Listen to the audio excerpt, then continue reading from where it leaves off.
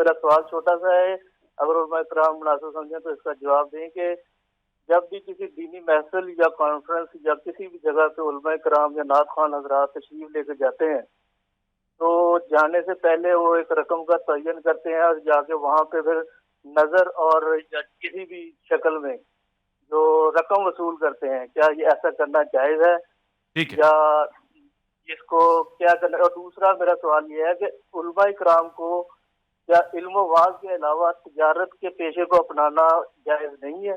یہ ٹھیک تجارت کے پیشے کو کیوں نہیں اپناتے، صرف اچھا علم و واعظ کو ہی اپنا پیشہ کیوں سمجھتے ہیں؟ ٹھیک ہے، بہت شکریہ ٹوبر ٹیک سنگھ والے میرے بھائی، بہت شکریہ، اچھا سوال ہے آپ کا۔ علامہ صاحب آپ کی طرف آتا ہوں، کتنے پیسے لیتے ہیں مجلس پڑھنے کے آپ؟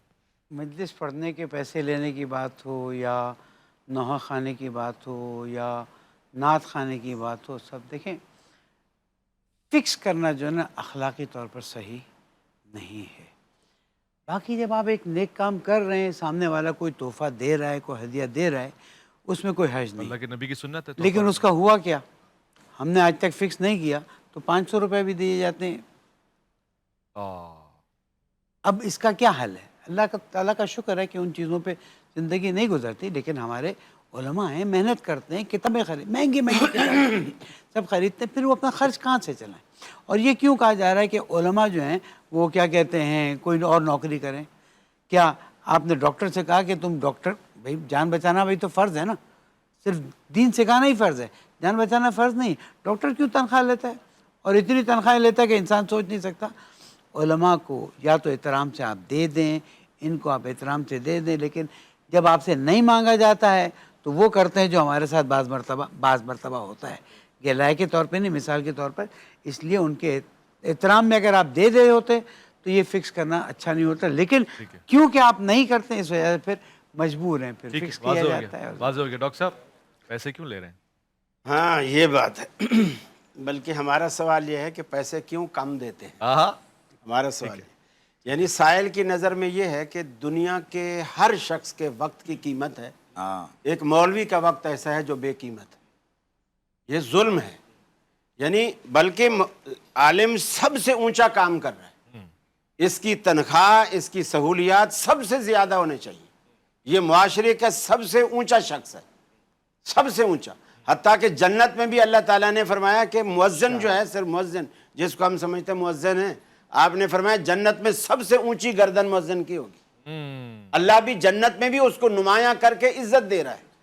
پھر ہم مثلا میں نماز پڑھا رہا ہوں، میں آپ کے ہاں آ گیا، فرض کیا جی ٹی وی میں، آپ نے کہا قاری صاحب نماز پڑھا دیجیے، اب میں کہوں نہیں میں تو ایک نماز کے 500 روپے دیتا ہوں، یہ ہے نماز کا پیسہ۔ جی اب ہم کہیں بھی جاتے ہیں، پنجاب جاتے ہیں، ادھر ادھر جلسوں میں جاتے ہیں، لوگ اکرام کرتے ہیں، اپنا مصلی چھوڑ دیتے ہیں، ہمیں آگے کھڑا کرتے ہیں، کبھی بھی ہم نہیں کہتے کہ ہم نے نماز۔ اچھا اگر کوئی عالم سارا پورا مہینہ نماز پڑھاتا رہے لیکن ہر نماز الگ الگ مسجد میں پڑھائے تو اس کو کوئی تنخواہ دے گا؟ نہیں، حالانکہ اس نے پورا مہینہ پڑھائی ہے۔ صحیح، علماء پر نماز پڑھانی فرض ہے، پڑھنی فرض ہے، پڑھانی فرض نہیں ہے، یہ ایکسٹرا ڈیوٹی ڈالی ہے معاشرے نے۔ پھر مولوی صاحب 2 منٹ لیٹ کیوں آئے؟ اگر آپ کسی کو فی سبیل اللہ کھڑا کریں گے نا، کبھی بھی نہیں پوچھ سکتے، کبھی بھی نہیں پوچھ سکتے آپ 2 صحیح منٹ لیٹ کیوں آئے؟ صحیح، پھر وہ جب پنجاب جا رہا ہے، گھر جا رہا صحیح، ہے، چھٹی کی درخواست لکھ رہا ہے متولی کو، سارے ملازمت کر اور ان کو درخواست لکھے گا منظور، اتنے دن میں اس کو آنا ہے، اگر 4 دن لیٹ ہو گیا تو وہ آئے گا تو دوسرا مولوی آیا کھڑا ہوگا۔ اویس بھائی میں ایک بات کر رہا ہوں، پورا رمضان کا مہینہ ہم سارے لوگ بات کر رہے ہوتے ہیں غریبوں کے لیے ہے، یتیموں کے لیے، فلاں کے لیے، فلسطین کے لیے، کشمیر کے لیے، لیکن جو اس وقت قسم و پرسی کے عالم میں مسجدوں کے جو امام رہ رہے ہیں آج تک، یعنی اوورال کبھی کسی نے آواز اٹھائی ہے ان کے لیے؟ میں ایک یہ لطیفہ بھی ہے اور یہ سچی بات ہے اور یہ سننے والوں کے لیے اس میں بڑا سبق ہے۔ ایک مسجد کے امام صاحب کی تنخواہ کمیٹی نے بڑھائی پورے 3000 روپیہ، اور اس کی 19,000 سے بڑھ کے 22,000 روپے تنخواہ ہوئی۔